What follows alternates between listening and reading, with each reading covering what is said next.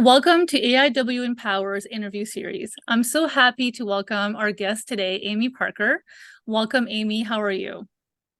I'm good. Thank you, Lynn.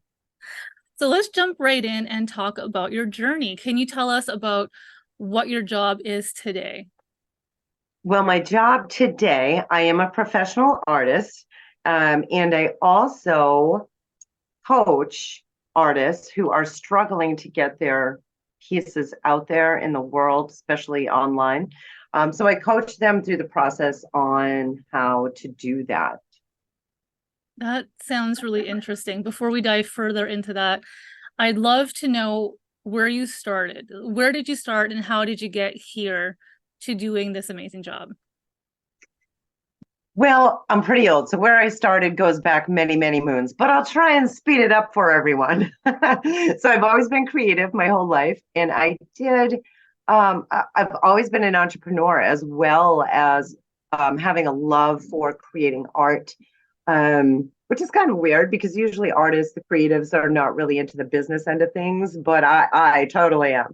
But I heard that the whole starving artist syndrome since I was a young kid, and that scared me off a bit. So I went to trade school, got my hairdressing license. I did other things throughout my life for business, like the hair salon, I had a cleaning company, things like that. And I sold my artwork intermittently throughout the years. And it was always my biggest passion, but I always kept thinking, well, I don't want to be a starving artist. So, anyway, fast forward many years, I ended up just taking my skills that I had learned throughout the years with marketing and business and just decided to put them towards my own art business and go online. And that's what I did. I wasn't even very techy. And yeah, magic started happening right off. I started my own art collectors group and started showing my pieces, doing live videos, things like that. And I grew a lot of attention to my pieces and started making sales right off the bat. And then because of the success that I was having, I knew that many artists out there would want to know exactly how to do what I did to make a living with their art. Some artists don't want to, they just want to, create art and use that as a relaxation technique or, just to create for themselves, which is totally fine. But me, I would rather make money doing something I completely love to do and have a passion for. Yeah. It sounds like you've had a very eclectic career path, but it's all mostly all been in the creative fields, tagged in with entrepreneurship. So that's really cool. Yeah. Yeah. Pretty much. Other than the cleaning job, scrubbing toilets really wasn't that creative. But hey, it paid the bills when the kids were little. So I'm thankful for that. And yeah. Now, when we previously chatted, you had mentioned that you had one very specific aha moment that made you decide that you needed to be doing this professionally. Can you tell us a little bit about that? I probably talked about a couple of things, but one in particular, you're probably talking about this one. So I was really busy with the hair salon.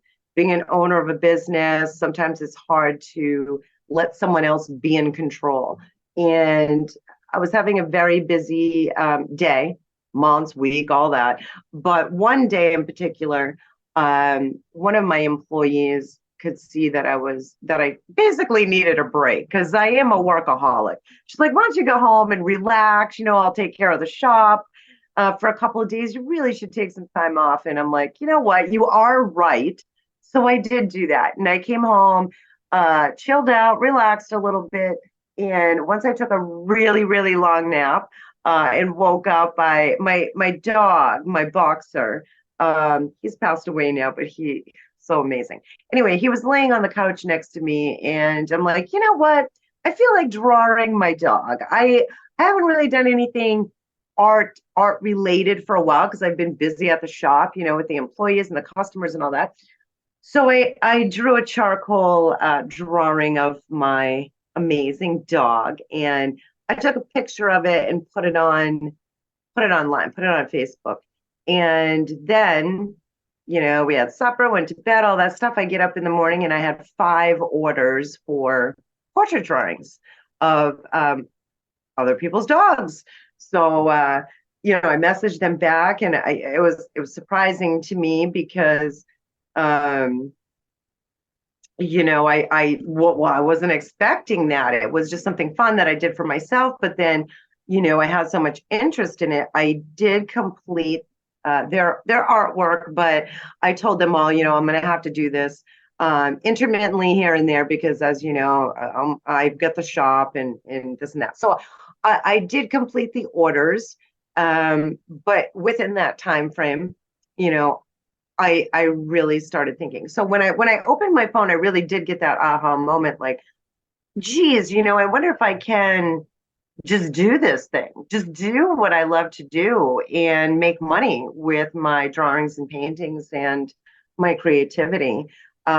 Because, like I was just saying, I am a hard worker, and I knew that I could put that type of devotion into my anything that I do, really, that I'm inspired to do. So yeah, so while I was intermittently creating those drawings for my first online customers, yeah, I kept kind of mulling that over, and yeah, that was my aha moment. That's pretty cool. Yeah, It's like, you took some time and kind of cracked open the door, but then people kind of just blew it open. It's yeah, like, yeah, we need exactly. this. Yeah, yeah, it was very neat. That's amazing.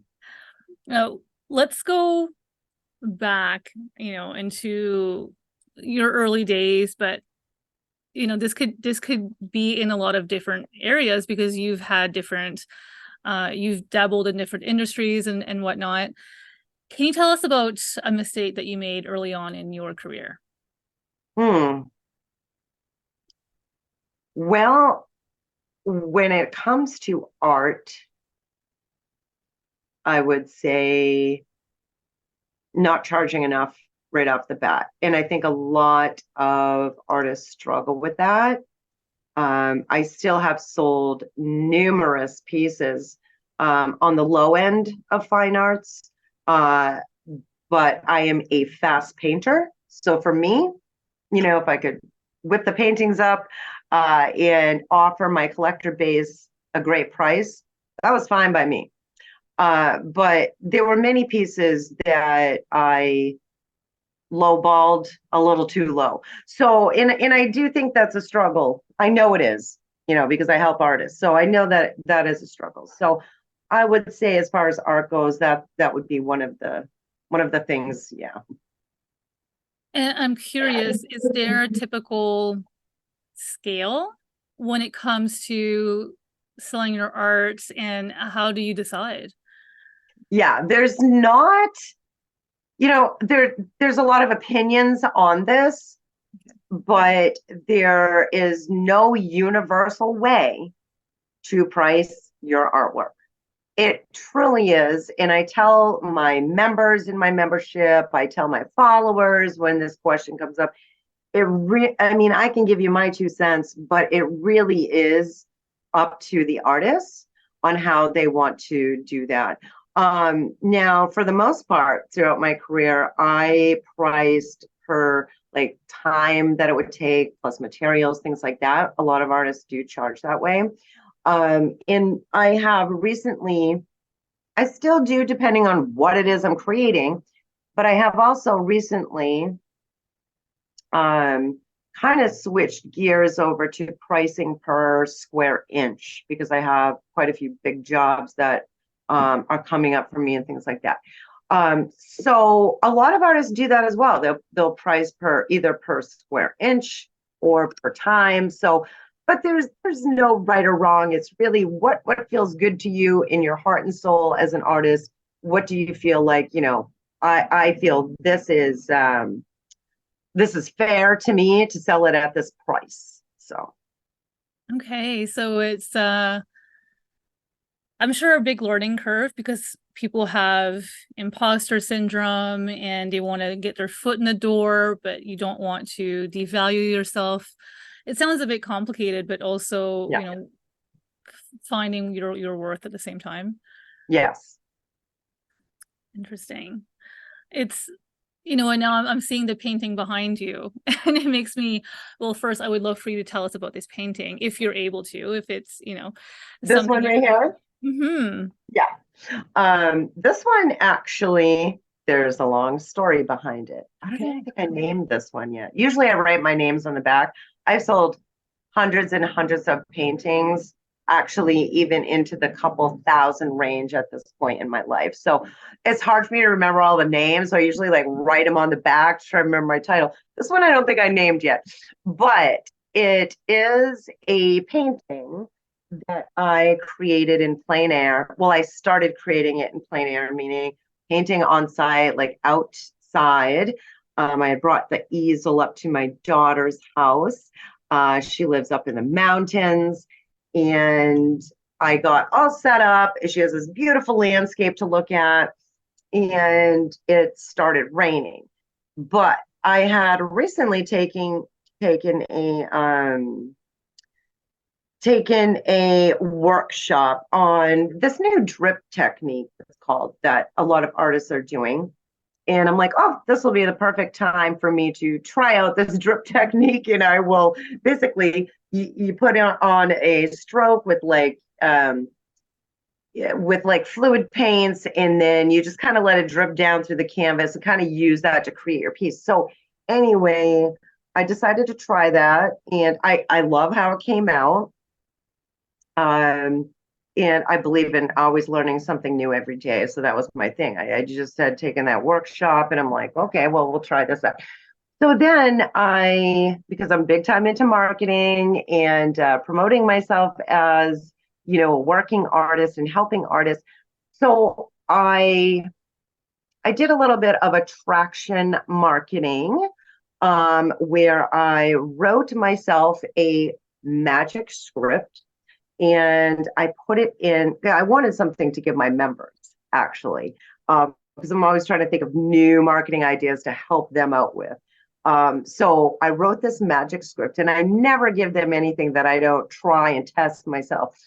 So anyway, put this. I held the painting up. It's actually quite large. Probably can't tell because of how the dimensions here, how I'm sitting, but I held the painting. My husband took a picture of me holding it with a big smile on my face.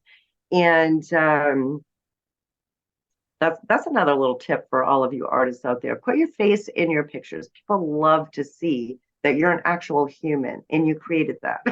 So anyway, so I put that in a local city group that I'm in, and an adjacent town from me, I put it in another group. And I'm talking online here, using social media, because I teach artists how to market their paintings online using social media. So I did that one posting with the same magic script with the picture of me holding that painting. And it was like incredible. Doors started opening up, even more doors started opening up.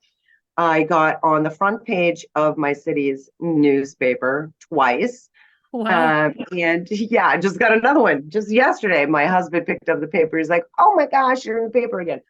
So, I had the newspaper reach out. They did a really nice article.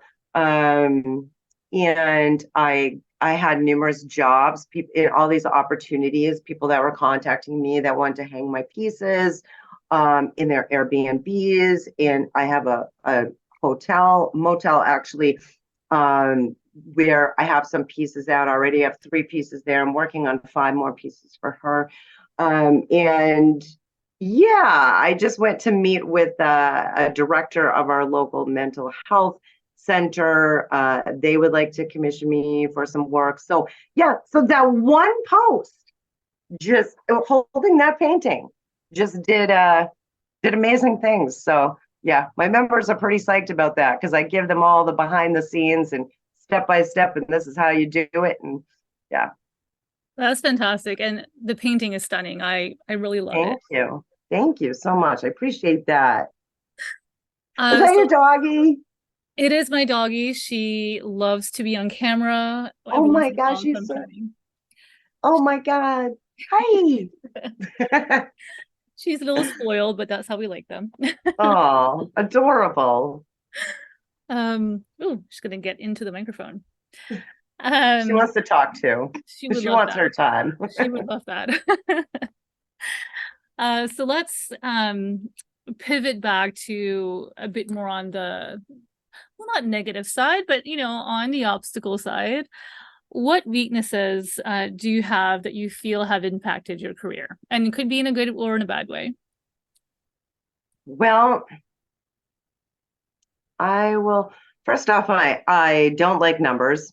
And being a business person, you have to have some knowledge with numbers, right? So that's, I do know my biggest downfall. I'm not really, even though I have to do them, I'm not really into the spreadsheets and having to track everything. And I mean, analytics are good because you can see how your business is growing. So I like to see the analytics, the outcome. But as far as trying to do all the numbers and keep track of everything, that is definitely not one of my strong points. But I will tell you something that is a downfall of mine, but that has worked to my advantage. And I believe that all of us, um, if we feel stuck, we really should try to find ways to pivot and work with our weaknesses if we can. And if not, then hire out our weaknesses, which, I'm about to do for numbers here pretty soon. But anyway, um, so one of my downfalls is I've struggled with anxiety on and off throughout my life. And being in person around a lot of people, now that I'm older, I can handle it a bit more. But and I think some of it might have to do with the creative brain that I have as well. And I am very you know, empathic around people. And it's like I feel like I take everyone's energy on and things like that. So one of my downfalls is, years ago, like I told you, throughout my life, I sold my pieces intermittently, but not full time until 2018. But I would set up for art shows, arts and craft shows, or I would do, exhibits, and just having a crowd around me and people around. It's like I get a little system overload. So I'm not always 100%. Um, I feel anyway at explaining about my pieces or trying to make sure everyone is happy, everybody's getting the information they need, and things like that. So when I decided back in 2018, after those orders I got from drawing my doggy, I I thought I remembered all of these times, right, where I was doing in-person shows. And I thought, well, I wonder, how this online thing is going to go. And of course, it was a little trial and error, but I have found um, for me that it is just way better to work online because even like you and I, Lynn, like I'm having a great time with you. It's just, the two of us here right now. Mhm. Obviously, your people are going to hear and this will get out there in the world, but it's not as intense as being in person. So, and don't get me wrong, I love seeing people, meeting people, things like that. But I mean, I host Zoom meetings twice a month, brainstorm sessions for my members of my membership. Um, I do lives on my page. I've been going live, drawing and painting.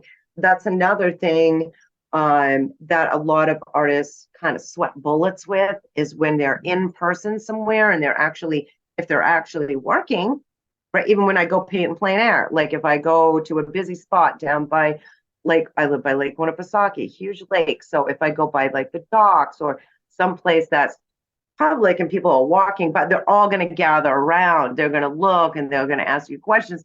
So sometimes artists get a little bit nervous with that. But if you are painting or creating your craft online and you've got the camera rolling and you're going away, they're watching you, but you don't have to sweat it. They're not standing there breathing over your neck. And you can end your video whenever you want.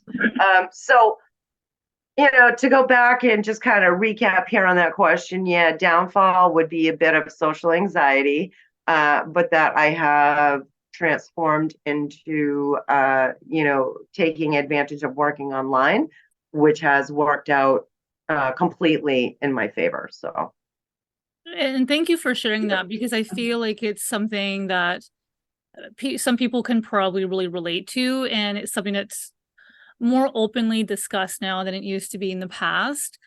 And for people to know that it's not the barrier you may think it is. And right. with online, you have more control and you can respond on your own time and when you feel comfortable. So that's fantastic. Yeah. Yeah. Mhm. Good. I hope that it does help someone out that's listening. Yeah. I really think it will. Especially, with COVID, there's been so many developments on mental health. And so the relatability, I think, is what some people are looking for as well. Yeah. Yeah. So True. beyond your weaknesses, what challenges have you faced during your career path? And, not within yourself, but you encountered. What challenges? Well, doing in-person shows, having to set up and break down, having pieces get damaged because of transporting them. Um, not having contracts in place for bigger commission jobs. Um, Societal norms still with the starving artist syndrome, when people ask, what do I do? It's like, I'm an artist. Oh, like they just think, oh, that's nice. That's your little hobby or whatever. So yeah, maybe people just not taking me serious, right? Because of my artist title. And yeah, dragging paintings around and things like that. I probably could think of a lot more if I really dove into it. But those are some things just right off the top of my brain anyway. Mm-hmm. Have you found that there's things that work better with galleries than not, or vice versa, when you're doing setups or just dealing with them in general? So with galleries, I've been in a couple smaller, like local city type of galleries. I had to make a decision for myself when I went in online. Well, not even online, but when I made that mind shift of I want to be an artist, I want to do this full time. Do I want to go the gallery route, or do I want to go my self-representing route?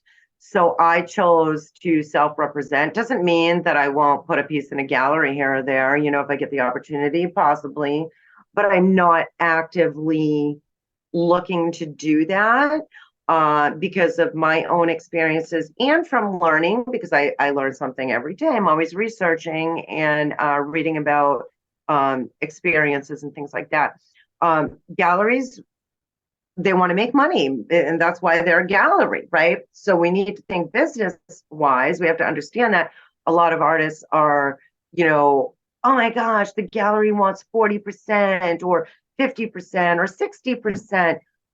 And that's right. That's how it goes, because they're hanging your pieces up inside of their brick and mortar gallery where they need to pay a big overhead. So I think that, and I don't want to offend any artists here, but I think artists that don't really want to discover or learn about or really bother themselves with the business end of it, then I think the gallery route would be excellent for you. I think that because the gallery is going to do the promoting and but the gallery is going to take a big cut of your money. That's just how it goes. But if you want to be a self-representing artist, I mean, I'm proof right here that you can pay your mortgage and bills every month by selling your artwork. It is possible. So, I would say I'm trying to remember the exact question that you asked me too. But yeah, I think what was it exactly? Remind me again. What I'm answering here. Oh, with working with galleries, if it's been a positive experience, is there, have you found things that work better or things that don't work Yeah, as well? so I mean it was positive, and being in art shows that are in a gallery is very positive. I've won some awards for my pieces. Um, and you can get more well known within the region where the gallery is, right? Um, but just the way that my business brain works and my marketing side, I find more enjoyment and self-fulfillment by being a self-representing artist. But I'm not knocking galleries at all. I'm really not. But they're really, when you think about being an artist and doing this as a career, there you can do both, but you're gonna have a lot to juggle. So there really are two separate paths there that you could take. So pros and cons to self-representation and working with galleries just depends on what works for you. Yes, yes, but you really got to think about it. Like I said, I think that the person that does not want to stress about business, galleries would be great. Mhm. Um, and the person that wants to learn and discover, because you don't have to know everything. I didn't know everything when I started, far from it. But you need to have self motivation, persistence, and drive. If you don't have that, good luck trying to really do anything. It's like you have to keep pushing on, and it's not always easy. Hence the reason why I have a membership where I teach artists how to do this, because I give them, enormous support, and the community of artists I have in there are great support for one another as well. So, you know, whether you're interested in something like that, if you're an artist out there or not, I would still suggest to try and find some support, and read up on it, and gain knowledge, and kind of even brainstorm or write down like pros and cons of this and that, so you can kind of figure out what path would be great for you to start off your journey. Great advice. Has there been a career setback that you later realized was actually an advantage? The whole starving artist syndrome, because that really was a setback for me for numerous years. I mean, when I was 14 in high school, my art teacher was like, "You need to go to art school." And I never went to art school. I never went to business school. I don't have a degree in either. I'm self-taught all the way around. Um, but I would say that that mindset of a starving artist was quite a setback. But I have turned that around now, and have done it. I've made a living with my artwork, and I'm still selling pieces. So I don't know if that answers your question totally straight to the point, but that's what came to my brain. I really think that fits because while you're talking, I can see that, well, you had this mentality, you absorbed this societal norm, the expectations and all that. But now what you're doing is flipping that on its head Yeah, and not only doing the opposite, making money off of it, but also showing other people how they can do it. So right. you're kind of like taking that in hand and saying, well, no, that's not right. Chucking that Yeah, behind you and going forward. So yeah, absolutely. Um, I think, it really shows that just because people say things are a certain way doesn't mean it's true or that it'll be true for you. Exactly. And thanks for reflecting that back to me because yeah, I'd love to hear that from you. How you just phrased that sounds it is true. It is true. Yeah. And my next question, Amy, was going to be, what has been your biggest success factor? And and part of your response for that, I can so totally see that as being a part of your success factor. But are there other things that you feel have really helped you get to this point? Oh my gosh, even though I said I'm a self-taught artist, self-taught businesswoman, um, if we really want to get to the nitty-gritty, nobody's really self-taught. We have to learn stuff, right? So what has helped me is researching, reading. Um, I'm a big self-help person. I love to read self-help books, listen to self-help online, um, and also, work on my creative skill. There's never going to be a day where I'm like, oh, I'm an amazing painter. I don't need to learn anything. I'm always going to be, learning something new every day with business, with creating, with self-help, that kind of stuff. So give me your question again. I'm sorry, everybody listening. I told Lynn before we started, I have COVID. So I have a little bit of COVID brain right now. So yeah, hit me with the question, Lynn. No problem. Um, it's besides what we just talked about and turning things on their head and just, deciding to go Yeah, forward with it anyway and then teaching other people how to do that. What do you feel has been your biggest success factor or factors, that's yeah. helped you get to this point? I would say belief in myself that I can do it, in making that visual picture in my brain of what I want that to look like and going for it. And don't take your foot off the gas for anybody. Just keep going for it. You got to pivot. You got to pivot. Sometimes that happens. But it doesn't mean that you can't attain what your heart's desire is, basically. I find that really inspirational because I think that for some people it's hard to get into that mindset, but once you do you feel that thinking about it all the time in terms of like your goal, right? Your destination, that kind of fires you up. Oh yeah.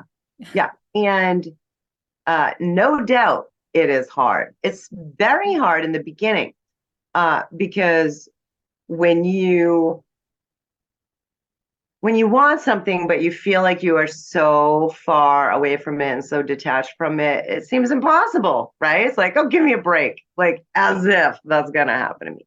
But you really need to have just like plant that seed within your brain that, hey, if someone else can do it, why can't I do it? Right? If somebody else can, you can too. And that's one of the reasons why I love being an art business coach as well, is because I've been there, done that. I'm not just talking about it. I've proven it, and I love to help artists who are having self-doubt, mindset issues, who are struggling to sell their paintings, who aren't very techy, who don't understand the online world, that love to paint but don't really understand business, all that stuff. So yeah, in the beginning, it is hard. But I would say make those visions in your mind, like dream sounds a little corny, but dream about where you want to be, what you want to do, and you will start to notice things around you kind of coming into place, so to speak, or kind of calling you. You will notice that there's opportunities around you, because we always have choices in life. And so yeah, it will be hard in the beginning, but it will get easier and easier. So while you have been chasing and attaining this dream of yours, have you had to make any sacrifices? And if so, were they worth it? Oh yeah. Yes, I had to make a lot of sacrifices. Um, well, right at the beginning, the first sacrifice that I made when I decided to do this full time was to close my hair salon that I built for 7 years with 7 employees. And so, that was had to get my mind around that, right? Big change. People don't like change, but change is good if it's something that, is calling to you. So that was a big thing. Sacrifices. I actually, believe it or not, my members know this.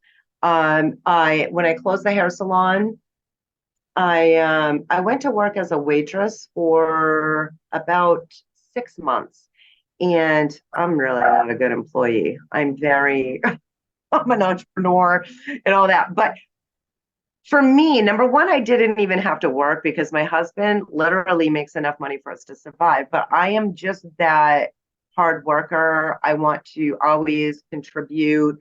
And I don't like to just sit on my butt, for a lack of a better term, and not do anything. So I did close the shop, and I went to work as a waitress for 6 months, and I started to build my art business online at that dual time where I was waitressing.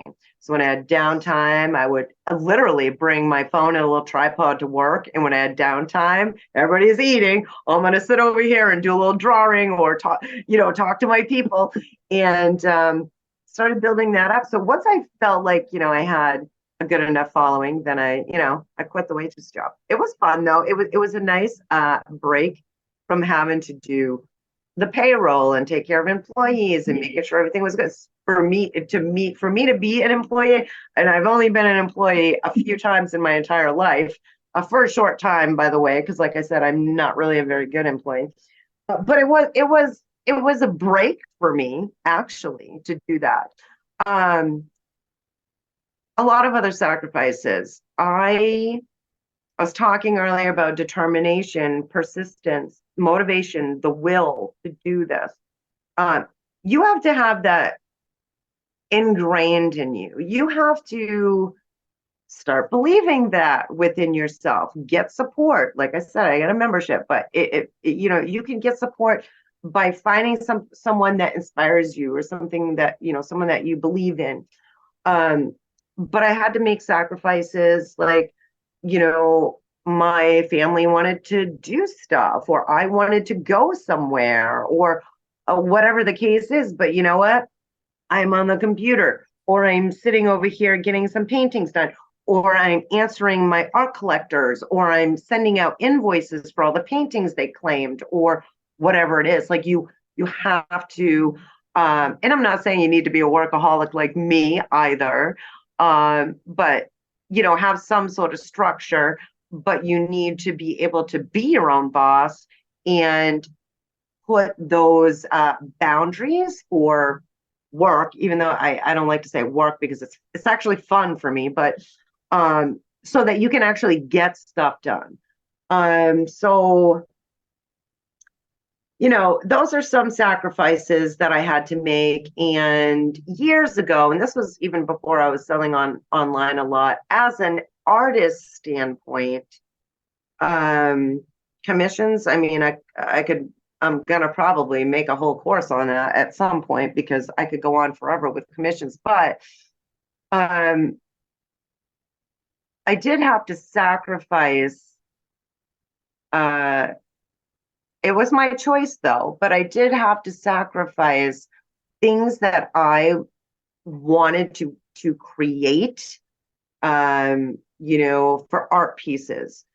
If I wanted to have money on the books, if I wanted to have a long wait list of commissions, which at one time it was almost a year long. My average commission list was about 6 months.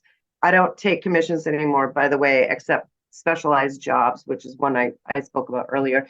But this was drawing and painting what people wanted me to do. Here's a picture. I want you to do this. I want you to paint it like this. I want you to paint it with this color. So, and I'm not really saying that's bad, but if you are an artist, if you are a visual artist, if you're into fine arts, even if you don't have a degree, remember I don't, you probably know what I'm talking about, because it is difficult when someone wants to tell you how to do your job, but it's kind of like a catch-22. If you want those books filled up with this money coming in, you got to sacrifice a little bit and do what these people want you to create. So yeah, that's creatively probably my biggest sacrifice. Mm-hmm. And that makes sense Yeah, because it stifles a bit of your creativity, but yeah, at the same time it produces. So it's yeah, very much a finding the balance there. yeah.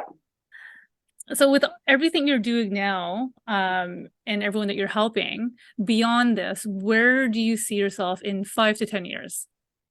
5 to 10 years. I, number one, will never stop creating. I will always be an artist forever and ever. Amen. Um, I see myself still helping artists online. I love the membership business model that I am currently using, because I can help more than one person at a time, and the power and beauty of online, right? Because I can help numerous people in the same conversation, in the same training. I have my latest development as far as like trying to support and help artists online, is a collaborative art gallery that I started a couple of months ago. My membership, which is Creative Warriors, is coming up this coming winter, on its third birthday. But the collaborative art gallery, um, I could see that. I could see that growing as well. We have members that have joined that, and they're really interested, to have their pieces out there. Um, so yeah, I see myself in some way. I've already created one course. Um, it's like a signature course for me about the next level. So within my membership, Creative Warriors, I teach them how to market their paintings online organically using social media. You don't have to be techie or anything like that. Like, I was old school typer. I knew how to make a post and that's it. So I walked them through the steps on how to do that and the numerous ways that they can make money with their art, because there are many ways that you can do that. So I can see, but I did create a signature course. First time I ran that interactively last year. It was called Artist Breakthroughs Website Gallery. And I taught those who took that course with me a step up from what I was just saying the membership is about. So I taught them how to create their own website, how to create their own gallery, what is like a little mini funnel, how do you get emails, how do you send an email, so I gave them like a step up in the online business world. So in 5 to 10 years, I can see myself probably continuing with the membership model, because it is work, but I can help more than one person at a time. Mm-hmm. And there's many courses that I would like to create as well. Just like I was telling you about the Artist Breakthroughs course. That's kind of like going to be my umbrella name. I already have my wheels turning for this, because I'd like to teach a little bit about, skill building, and like I had mentioned about commissions and different aspects of the art business that a lot of artists ask me about on a regular basis. So I can see me just helping out with the courses and the memberships. So yeah. That sounds wonderful. Now, let's look beyond the 5 to 10 years. What are your long-term goals for your life? Well, my number one is my family, right? I want to always make sure that I spend time with those that I love, family, friends. Um, I already can say that I have lived an amazing life. And I don't regret, even mistakes that I've made because I've learned so many things along the way to get here. So I already feel like I'm very fulfilled as a person. Um, but long term, I totally can see myself still creating in some way. And there's so many different ways to be creative. And I just want to touch as many people as possible, inspire them, give them hope. People who are struggling with self-doubt, who want to create, artists who see something and like, oh my gosh, I wish I could do that. Well, guess what? You can do it. You just need to learn the skills because I believe anybody can create fine art. If you can write your name with this pen, you can create a painting. But it's not going to happen in an instant. You have to learn the skills. But yeah, so I just hope to be able to help as many people as possible by the time I'm in my rocking chair, and you know have, build, and keep strong connections with the people closest to me. Mm-hmm.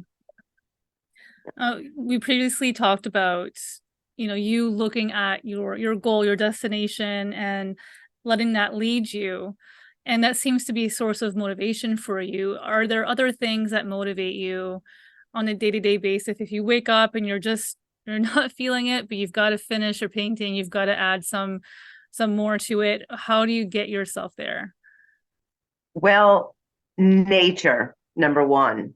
I was shocked when I went to paint this painting in plein air at my daughter's house. She brought her she's in grad school right now. She brought some of her books out, was studying while I was painting, and we were having this nature talk. And I was really shocked that my daughter brought this to my attention. She's like, "Mom, I took some photos. I want to show you because she's been getting into photography as well a little bit, and she took these beautiful nature photos of butterflies and the lake and the mountains and things like that." And she goes, I recently just started like noticing nature. And I'm like, what are you talking about? Like, doesn't everybody notice nature? But the more I had a conversation with my own daughter, um, the more I realized I see things in this world a lot different than a lot of people do.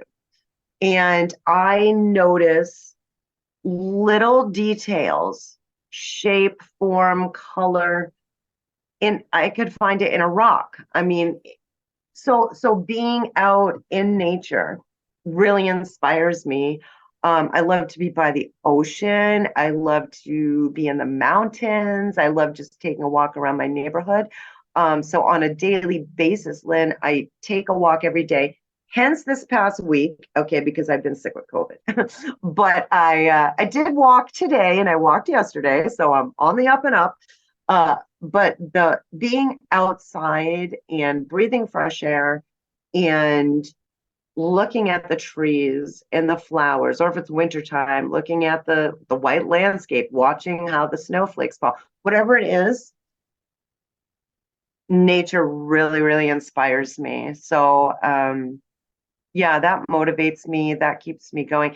As far as like if I have like a commission per se, which I don't really do a lot anymore of, but I'm glad you brought that up because a lot of artists struggle with this. Like if they're working on a painting and it's taking them a while, um, sometimes it is hard to get motivated. They're probably like, oh, I feel stuck, or I don't want to pick up the brush, or what if I make a mistake? Uh, but I usually just, I usually take a walk first, or I'll even take a little jog just to kind of get like some energy out. And then I will just do it. I'll just make myself sit down and do it. Now, sometimes I will, when it comes to creative block, sometimes I will just get out my multimedia pad. I'll lay it in front of me so I'm not working on an actual canvas, and I'll just grab supplies and brushes and I'll just start coloring around like a kid and trying different things. And once you do that for so long, you can get into that creative right brain flow state where artists create the best in. So I think there's hopefully some, that answers. yeah, I think there's some really great tips in there for people because there's different ways depending on how you feel and what works for you, and someday it might not work. You know, you got to do something else. And what's the term? Sometimes just eating the frog is the Yes, best way to do right. it. Yes. Yeah. Eating the frog or having an iced coffee every day. I love that too. That's a little motivating to me. It's like, okay, give me a little zip and start my day. And it sounds better too. But I've heard that term as well. And yeah, you're Yeah, absolutely right. it's such a strange term. Um, so I know you've mentioned that you don't have any formal education, but if you were to give someone advice, what do you feel would be the best education for someone seeking to do what you do? So even though I do not have, a fine arts degree, bachelor's in fine arts or anything like that, I'm not knocking that. A lot of the artists that I teach do have a BFA. And, I don't really know nowadays how much they really teach in school on how to market yourself as an artist, but I know that the people that I help didn't really get any of that. I also have I have a large family. I have some people in my family that went to art school as well, and they've told me the same thing. So I'm not knocking school by any means. And I think that's wonderful. If you can get an art degree, go for it. But is it necessary to grow your skills and work as an artist? It's not necessary. But I think it's more kind of individualized, like what do you believe, what do you feel is right kind of thing. Um, but I'll tell you what I did is I watched artists work. This was way back in the day before the internet. I would go to shows. I would stand behind them, like we were talking, like, oh, everybody's huddling around. I would stand there. I would watch. I would see what was happening. I took some classes here and there. I got some books, Drawing on the Right Side of the Brain. It's one of my favorite books. Um, I remember I watched an artist. My gosh, I was a kid. I was probably 16. I I remember watching an artist that did charcoal drawings. People would sit down and she would draw them. And I'm like, that's magic. How does this lady do that?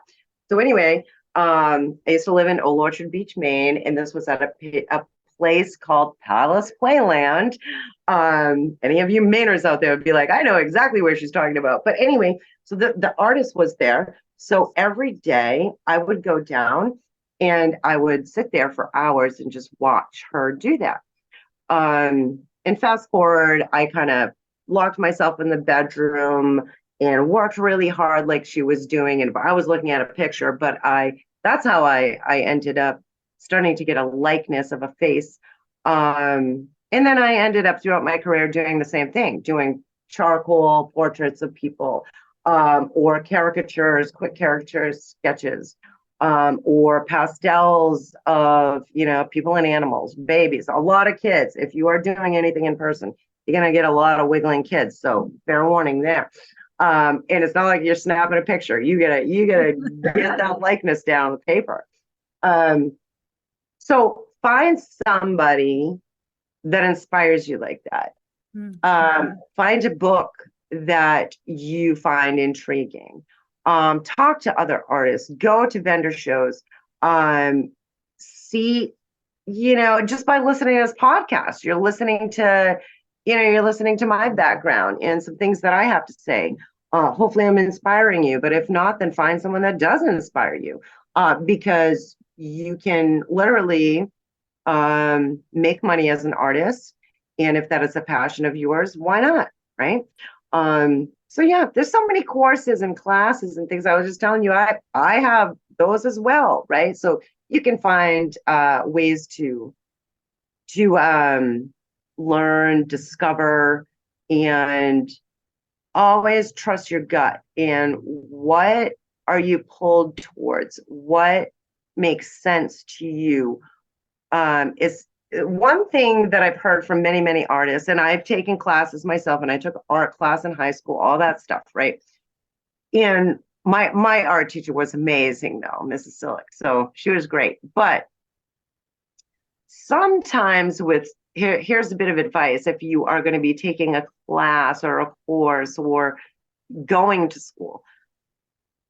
Sometimes the teacher or the instructor will, want you to create in a specific way. And, if you're trying to get your bachelor's in fine arts or something like that, then yeah, you're going to have to take classes like that.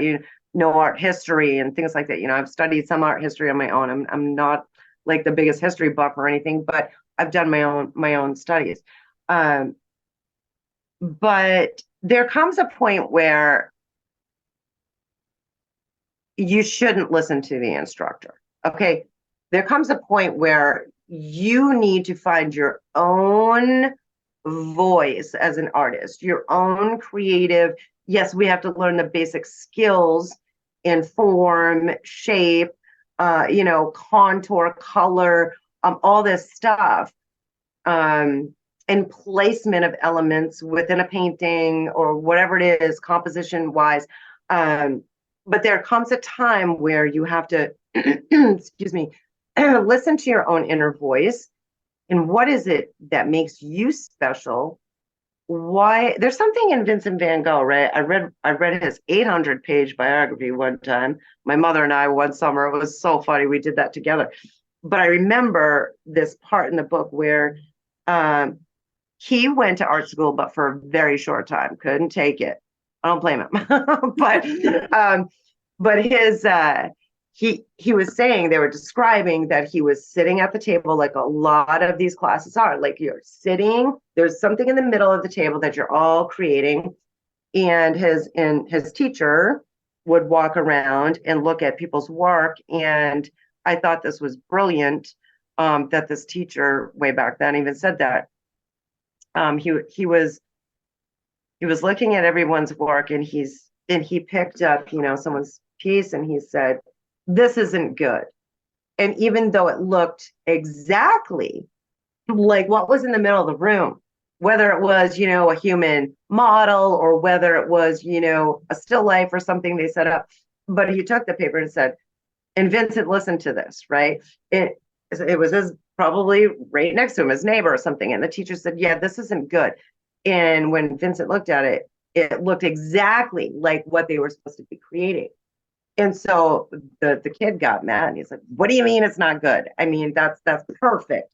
And it really was a great, realistic vision on the paper. But the teacher said, "Well, you don't want to be a bricklayer. There's too many bricklayers."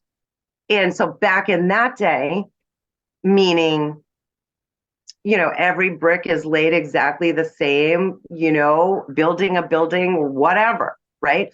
So I think a lot of artists in the beginning, and Vincent's work obviously is not bricklaying. I mean, look at Starry Night, whether you like him or not, it's, that's a Van Gogh. Mhm. So that's kind of what I'm talking about here. Hopefully I'm explaining it and articulating it in the correct way, that, learn your skills, but find your own voice and your own way of creating. And you can evolve that. I've gone through many phases of my own creations where it's evolved. So I'll look back on pieces from years ago and be like, "Oh, that really wasn't that good." Even though at the time it's like, "Oh, I thought it was great." But yeah, hopefully that makes sense, Lynn. Does that make sense? Absolutely. I think it's really sound advice. Our tastes change as we grow and evolve. So do the way we see ourselves, represent things, interpret things. And I think it seems like our interpretation is very important when it comes to making art. Yes. You ask Yeah. someone to draw the sky, you don't want to see five same renditions. You want to see Yeah. everyone's own vision of what the sky is. And Absolutely. I think that's fantastic because, what you talked about is there are even more than two routes.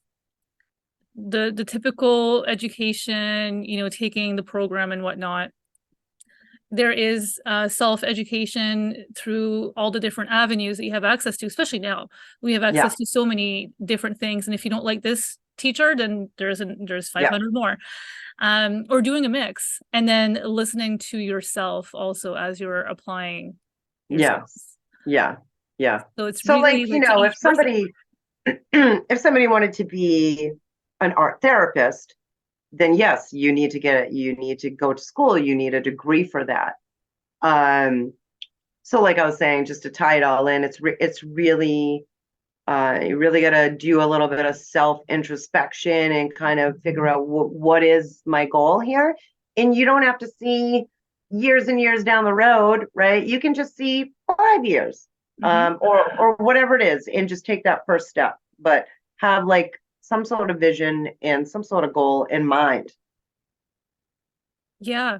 Oh, that's fantastic because I think it relieves the pressure probably for a lot of people listening that Yeah, not just in fine arts, but you don't have to have your whole life figured out and how you're right. going to do it every time. So Yeah.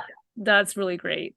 And if you do, you're gonna get a curveball here or there. It's just the way it goes. Yeah, There's always a surprise. yeah. Now, in your experience, is there a typical fine art culture uh, in the fine art industry? Is there a culture that you find is more prevalent, or does it really depend on the circles that you associate yourself with? I mean, I am number one, not a world traveler. I would say probably the latter of what you said. In my own experience, it's kind of the circles, right?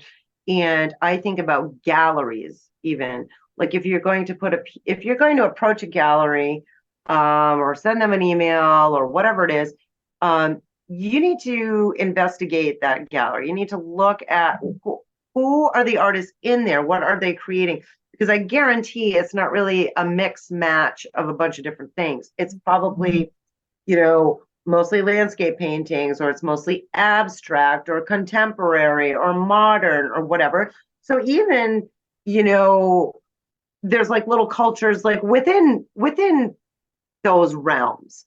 Um, I believe that artists really do help to create culture. I mean, we are visual artists, we are creating visual pieces that people are going to look at, hopefully have an experience when they look at it. Hopefully it makes them feel something. Mm. Maybe they're attracted to the color, the shape, that whatever it is. Um,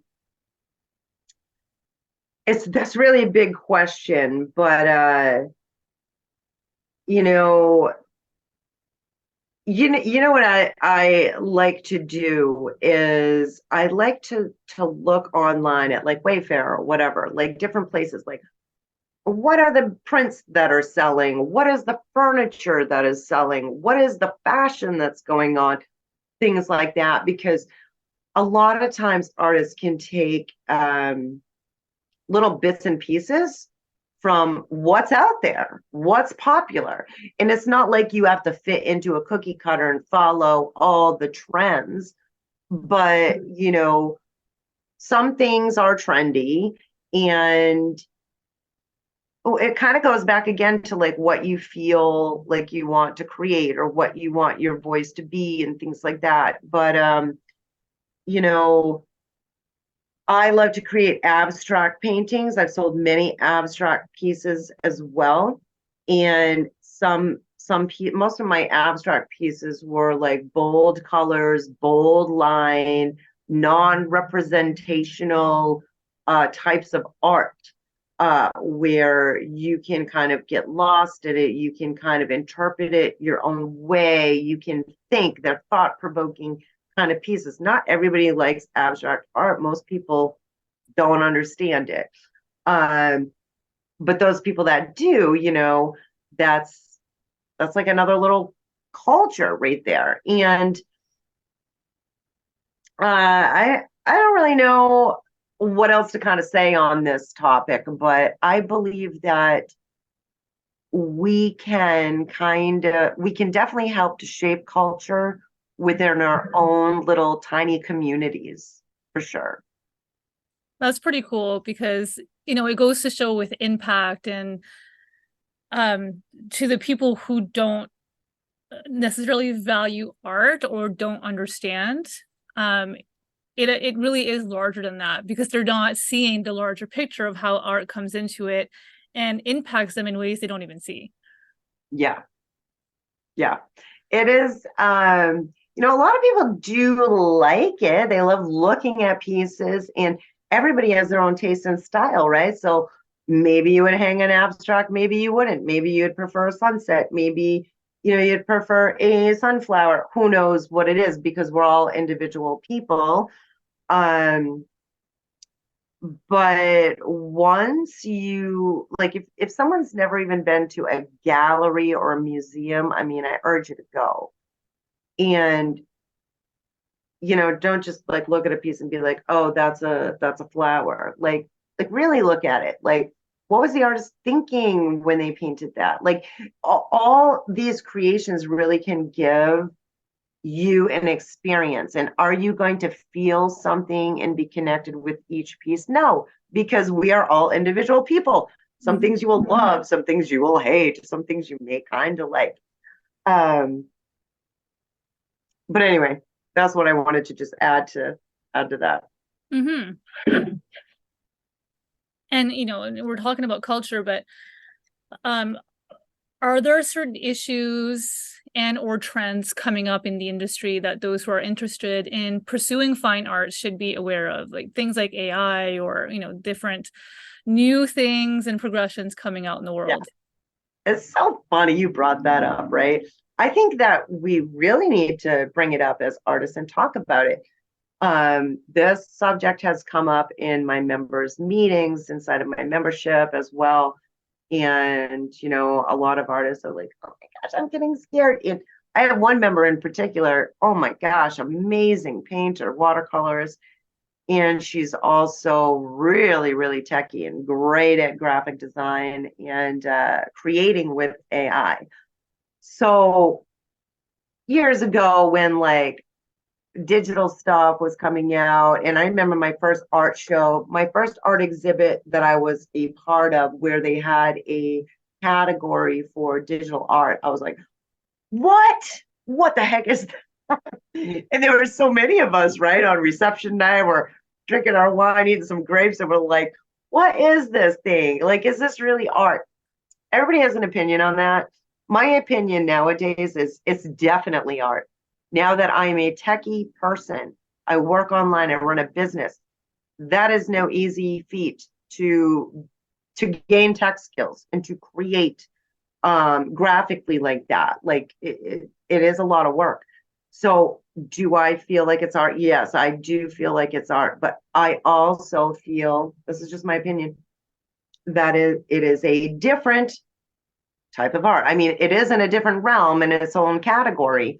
Um, but I don't feel, as a person, I don't feel like that is ever going to take away the feeling and the impact that you can get by owning a hand created original piece that an artist did from their heart and soul.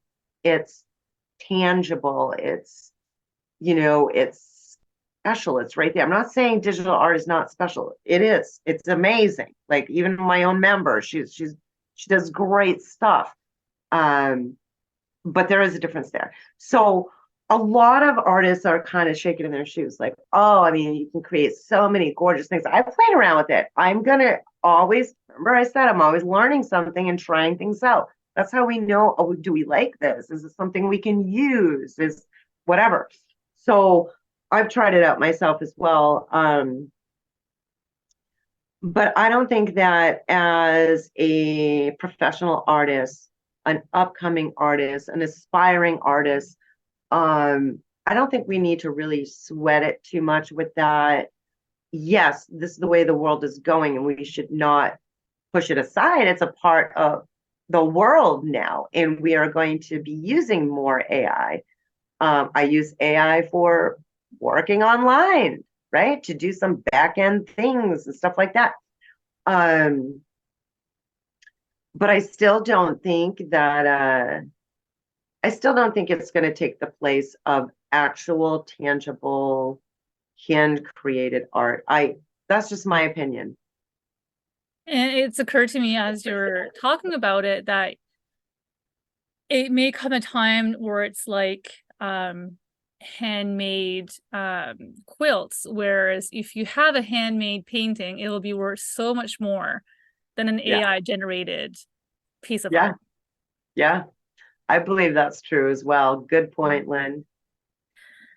And beyond that, with through your experience, what have there been issues or challenges with the industry itself that people should be aware of if they're thinking of dipping their toes in? Uh, okay, repeat that. Are there any issues or challenges within the industry? Is that what you asked? That's right, yeah. First off, I think it comes right back to yourself and your belief in yourself. If you feel like you can't do something and you're nervous, then you're going to be challenged with your career. You have to just know that every piece is not going to be a masterpiece, but every piece is a piece of you, right? That's how I look at Mhm. my art. Um, so yeah, don't let that self-doubt creep in. Don't let that starving artist syndrome come your way, and have belief in yourself. Um, Other challenges, like, I mean, I'm just thinking off the top of my head here. I've done a lot of figure drawings and paintings. Um, for years, I might do it this winter as well because it's something different to do during the winter. But I've taken many classes for, figure painting and drawing with live models, things like that. So, especially selling online, I don't allow any of my artists to post nudes or anything like that. Not that you know, I don't think it's distasteful, depending on how the painting or drawing is, right? The people that I roll with, they're not like that. But um, I don't think that is distasteful. I think it's art. And I mean, I've created it myself. But when you're working online, that can be an issue, especially when it comes to Facebook and things like that. You have to be very careful with that kind of stuff. So that could be an issue if that's your main goal for your creations and that's what you love to create. I'm not saying don't create it, but you're going to have to be a little more strategic about how you would market those pieces or where you can market those pieces. Um, you, you're going to get a lot of critique. You got to have thick skin as an artist. Um, Even your family, right? Even your family who loves you, you're going to look at a piece, and if you ask their real opinion, they're going to be like, geez, I don't know, or I don't like that, or that doesn't look good. You need to keep in mind, like we talked about briefly, um, every person in this world has different tastes, right? So even if it's an amazing painting or creation that you did, somebody's not going to like it. And I think that is one of the biggest crushers that artists get, especially when they start putting themselves out there. It's like if you don't get it, oh my gosh, I love it, I like it, I think it's amazing, you know, then you think that, oh my gosh, I just am not an artist. I just can't do this. And that is very far from the truth. So um yeah, so I think that that could be an issue if you don't change your mindset on that. And also when it comes to critique, right?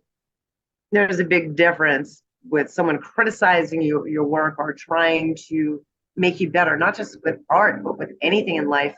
Um, where is the information coming from? Is this coming from someone who maybe is a curator at a gallery? They really know what they're talking about. Or maybe it's just some person that doesn't really understand art or doesn't really even like your painting or your subject that you chose. So where's the information coming from? Can you use this? Is it helpful to you? If it is, accept that. I've accepted numerous critiques. I critique myself too all the time. Not in a mean way, but to just kind of sit back, look at my piece, and maybe wait till the next day and then come in and something strikes me. So I think that critique, knowing how to accept it and what to accept, and what you're creating, especially if you're creating obscure kind of things. I mean, I'm not into violence or graphic things like that. I'm, like I told you, I'm a nature person. I'm a nature lover. So I'm into that. Even when I create my abstracts, I use color palettes that inspire me from nature. So yeah, if you're really off the charts with what it is that you create style wise or subject wise, you may have some pushback with that. But if it's truly your passion and if it's helping people, and if you're making the world a better place, then don't let anything stand in your way. And I find it really interesting that you said not every piece is going to be a masterpiece. And, with the discussion of everyone having different tastes, I'm very curious about how you deal with it. If you create something, you make a painting and you're not really happy with it or you're not a fan of it, do you still try and put it out there knowing that it may not be your personal taste even though you made it, but someone else out there may say, oh, I want this is great? Yeah. Well, years ago I didn't. I would gesso over it. I would paint over it. But when I started selling online, it's a great question that you brought up, because every artist goes through this. They're not going to love every piece. And what I teach my members, and I've proven myself, is I would just put it out to my collector base, whether I liked it or not, and give them a shot at it. It's like, 9 times out of 10, that painting would sell. And I couldn't believe it. It's like, whoa, so and so likes this type of art, or, because everybody finds beauty or value or some sort of a connection with different things, or maybe it just matched the couch and the curtains. I don't know. But yeah, why not give it a shot, right? And sometimes what I would do, and I still do to this day, is I donate to specific auctions and causes and things like that. So I do have a spot where it's like, okay, if I know something's coming up that I want to donate to, I will have a section in the studio to give those pieces out as well. That's a really good idea. Yeah. Amazing. And we've discussed about a lot of challenges and obstacles and whatnot and what people can expect from the people that when people typically leave the industry. What are the reasons? Self-doubt, right? As we get older, specific health issues. If you're a visual artist, then eyesight, right? That's pretty important. And if you're like me, I have rheumatoid arthritis now in my hands, and I am fine. I'm learning how to work with it, but it's a new style for me that I'm creating now because of that, right? So I'm just trying to work with my weaknesses, like we talked about a bit before.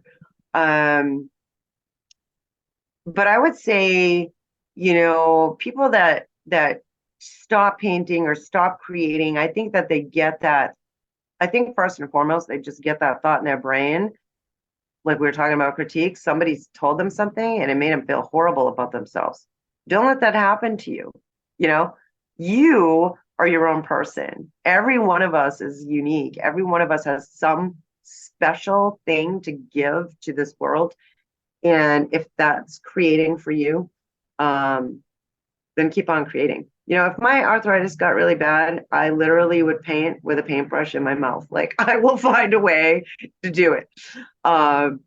With my industry, though, I don't really see many people stopping. I mean, as far as if they were a gallery owner, yes, they might decide to close their gallery. Or if they're selling online, they might decide, oh, selling online just isn't for me. Or vendor shows in person, maybe they don't want to do that. Like, I don't really do many anymore. But as far as actually creating the pieces,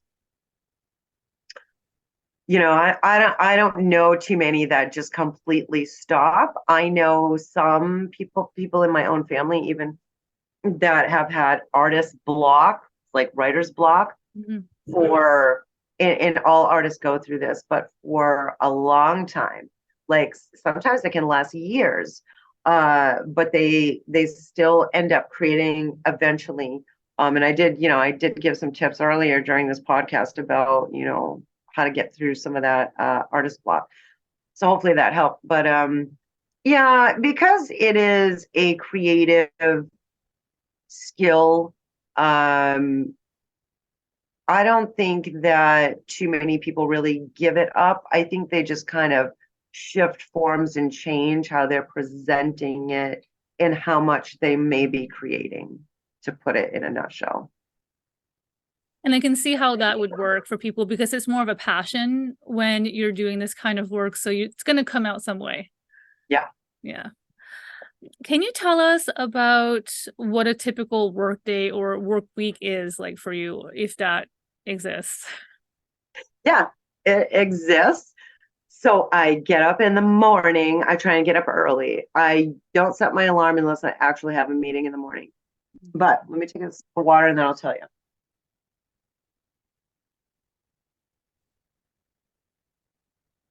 So I get up probably around 6 o'clock, and the first thing I do is come down and start my coffee, get my coffee, and unless this is the dead of winter, but I will get my coffee and I will go sit on my back porch. I will feed my birds and I will look at the trees and sit there in nature. I'll pet my cats. I have kitties. I love my kitties. And yeah, I will meditate. Every morning I meditate, and I'm not talking about sitting there like, oh, like doing this kind of thing. I meditate as I'm doing what I'm saying. Like I'm sipping my coffee, I'm looking at nature, I'm trying to throw all negative thoughts out of my brain that come in to just connect with the world. So that's how I start my day. Then typically I even have this here now, Lynn, while we're talking. I always have a pen and paper. And in case I hear anything that I want to jot down and remember, yes, we have a Google Docs, but actually writing stuff down will remember a little bit better, believe it or not. So I do both. But anyway, in the morning, so after I'm done meditating, which will take anywhere from 20 minutes to maybe an hour, um, I will usually do some type of writing. And I was a horrible scholar. I excelled in course and art, A plus, everything else. I was not that good at. So I'm not talking about me being great at English and great with grammar, but I literally will just start like intuitively writing what's in my brain. So things that come to me, I'll just write out and write out. And so I'm not really thinking about it too much, but it's another creative avenue on how I express myself. And I don't really give those papers to people or my notebooks or journals. Those are for me, but a lot of times I'll find inspiration for creating my artwork that way or for helping out my members that way. I'll just get these like intuitive thoughts. So then I will come into my studio, fire up my laptop, and I have a system that I created for myself that works. Everybody, works in different ways, just like how we paint in different ways. So depending on how your brain works, right? Listen to it. So I have a system in the morning where I will do my daily tasks, tech wise, and answer emails, respond to notifications, things like that. And I'll give myself a specific block of time to do that. And usually that's an hour. If I have a really busy schedule, then maybe it takes me an hour and a half. And then after that, I pull out my easel, or maybe I have something set up already. I like to have pieces set up. As you can see behind me, I already have a lot of pieces out in supplies, but I will create. Now, I have had artist block myself before, but I've been on this nice roll now where I'm actually gifting myself the time to create right after I do my daily tasks. There's other things I need to do to work on my business, but as an artist, I need to create. If I'm not creating, I'm not using it. So I do give myself time to do that. That's usually a couple of hours at least that I will create. And then I'll get back on the computer. I like to mix it up. Like I like to mix it up like that instead of being like totally straight doing one thing all the time like a machine, right? I can't do that. I'm kind of like all over the place. That's my creative brain as well. So then I'll get back on the computer, depending on what it is, because I talk to different people. You know, whatever it is on the schedule, I will work on for X amount of time, for maybe an hour or two, right? I kind of like to work in those hour or two blocks. And either I'll take my walk right before that, second time working, or I will take my walk after that, depending on what the weather is. But I always make sure that I walk every single day. So I will get out there in nature once again. So I'm already connecting with nature in the morning. Then I'm, late morning, connecting with nature again by taking a walk. Sometimes I'll do an evening walk as well. And then, yeah, just whatever is on the agenda. Like for instance, right now I'm working on some more pieces for this inn. And so that's on my agenda. So I'll probably be working on that. I also am working on my launch for my membership. I only open the doors to my exclusive membership, Creative Warriors, 2 times per year, once in September and once in May. So if you want to get in on that, you have to wait till the doors are open, and they will be open this year on September 18th for 4 days only. So I do like a lot of marketing and promo and talking about it, member testimonies and things like that, up until that happens. So that's another thing that I'm working on. So there's always going to be working online. There's always going to be computer stuff that needs to be done. But as artists, we need to be creating as well. So I try and have like that balance of making sure I'm creating, plus also working online and answering my customers, or maybe I'm doing back end work on my website, or I'm doing graphic design, or I'm working with ChatGPT, or whatever it is. So yeah, that's kind of and then I will usually kind of slow down like around, well, I'll take time to eat lunch. Usually, sometimes I'm working so much that I forget to take lunch, but if I take lunch, I won't take too long, and then I'll get back to work. And then probably around 4 or 5, I start winding down a little bit. Within my membership, sometimes we have meetings at night. I like to switch up the times because I have people from all over the place that are inside the membership. So I have one woman even from Australia. So, there's a lot of different time zones within my membership. So I try to switch it up each month so that all of our members can have a chance to actually be face to face with us and be on Zoom with us.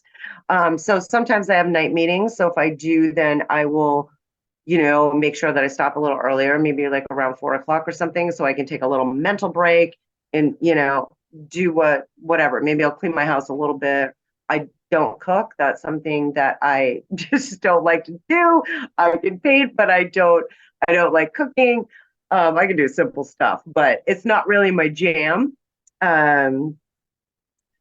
but yeah, that's kind of it. And then if I get, if I get another inspiration at night, even though my work day is over, I'll come in the studio and I'll start working. Or if I get another brainstorm, I will get out my pen and I'll start writing, or I'll get on my Google Docs, because I try and listen to that intuition when it comes to me. I've learned that years ago, and really helps. Yeah. Hmm. So, It sounds like, well, it's really interesting kind of days, right? Where you get to pick into different areas of your work and go a bit back and forth, but giving yourself time to actually like dive into each section. yeah, yeah. And nowadays, like I said, with the story I told you earlier about the painting behind me in the post, so now I'm doing some in-person things, right? I used to be a member of my local art association. I've been talking to them again. I've been into their gallery. I actually went to look at one of their shows. And then I have a friend that owns a gallery in a neighboring town. They have an exhibit going on. So sometimes if I take a break in the afternoon or whatever, I'll do that. I'll go to an exhibit, like I'll look at art myself, or I'll go talk to artists, or in person. Most of my work is online, but now that I have these jobs, and all of these opportunities around me, I'll go talk to the business owners that I'm speaking with, or I'll go have a meeting with the director, from the health place that I was talking about. That may be a possibility, for many paintings. So it really just depends on, you know, looking at my list and seeing what's happening and making sure that I prioritize those, right? My membership is number one. They're paying me every single month. I'm showing up for them. So I'm going to make darn sure, and it's not hard. I love them. They're amazing. And I love doing what I do. But they're number one. And then, creating that's right up there as well, because I have to create. So, and then my appointments, I'll fit them in where I can, and wherever, whatever the business owner's schedule is, we'll just kind of talk to each other and figure out where we can put those.